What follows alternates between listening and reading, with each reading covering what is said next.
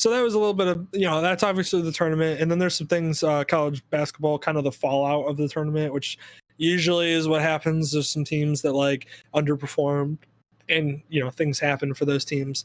So a couple of fun things I saw, or those teams that performed very well and lead to good coaching jobs for, other teams and stuff. So to start, I saw Shaka Smart, who was the head coach of Texas.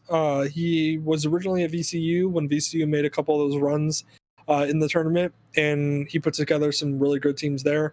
He did put together some really good teams in Texas. They just all underperformed. It's just, it was kind of one of those where they would always make the tournament. I mean, this year they were a 3 seed, and, everybody expected them, I think, 2 or 3 seed, and they were expected to be really good in this tournament and kind of just, basically pulled in Illinois and didn't really perform at all to their potential. So that was kind of sad to see, but Shaka Smart's a good coach. I fully expect he's actually signing with Marquette. I fully expect him to build good teams at Marquette, and hopefully, which he has in the past, he's always been kind of put together good defensive teams. Hopefully he puts together some better defensive teams there for them, because the Marquette fan base has really not had a ton of actual good defense to watch. They've had a lot of offense, in recent years with Marcus Howard and everything, but unfortunately not enough defense to make any noise. And so hopefully Shaka Smart is able to build a team there that will do that. And then as well, kind of sad to see Roy Williams retired from North Carolina. He was actually an assistant coach in the Jordan years, and then became the head coach, became one of the best head coaches of all time in college basketball, winning, I think, there was a couple championships. I don't remember how many exactly, but definitely an iconic coach in college basketball. One of those guys that you always hear is always in the tournament, always has good teams. You want to go play for him. Coach K, Roy Williams, Jim Boeheim. Those are like the coaches that you always, you've known for years. And so it's sad to see him go. Hubert Davis, his assistant, who's been his assistant for 9 years.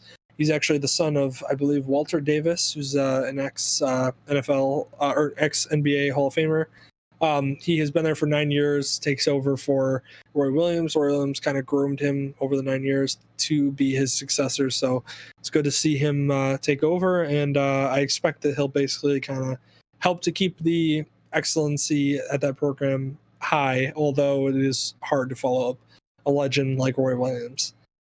Texas Tech hired Mark Adams, so that was a little different hire for them. Texas Tech has had a couple of really good teams over the years, but kind of underperformed again, similar to Texas. So they had to part ways with their head coach, and they hired Mark Adams. So hopefully he's able to kind of change the tide for them. Like I said, they've always had really good teams. It's just that they've never been able to actually put it together to win some things. The coach at Loyola left. He took the job at Oklahoma. Kind of sad to see him go. He was Loyola was his alma mater. He was a really good coach. Obviously built some incredible teams there that played exceptionally well. And the one thing I will say about Loyola too is every single year, no matter how good they were or how bad they performed or whatever they did, they were always extremely well coached. Very similar, in my opinion, to how Gonzaga is always well coached every year.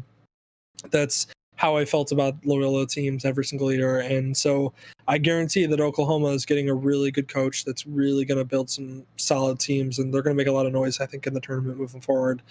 So I would expect to see Oklahoma back in the tournament year after year. That was another one. But taking over for him at Loyola, which is kind of interesting, is Drew Holiday, which is actually the brother of Denzel Valentine, or I'm sorry, not Drew Holiday, Drew Valentine, who is actually the brother of Denzel Valentine, the player for the Bulls. So okay, that's a fun little fact there. And then also I saw that Iowa's Luka Garza won the Wooden Award, which is basically like the MVP trophy for the college basketball season. So that was pretty amazing. Shout out to him. He had a great season and a great year, so that's not surprising. Iowa underperformed, I think, in the tournament to a lot of people's expectations, but he didn't. So good for him, and I'm sure he'll be a high draft pick. Looking at the comment, saying Gonzaga's got lucky and wouldn't win the A. Yeah, I do feel like Gonzaga might have been a little, like I said, because I like I said early on, I didn't pick Gonzaga to win the championship, even though they went undefeated, because I was looking at their tournament and like some of the best teams they played were like BYU.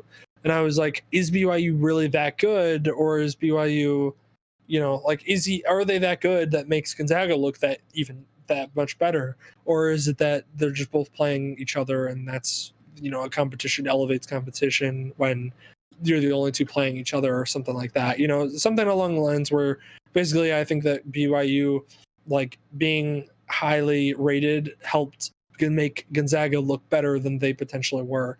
And yeah, they did have Suggs, who was one of their highest rated prospect they've ever gotten to the program, and he's definitely going to be probably a top 5, top 10 pick in the NBA draft.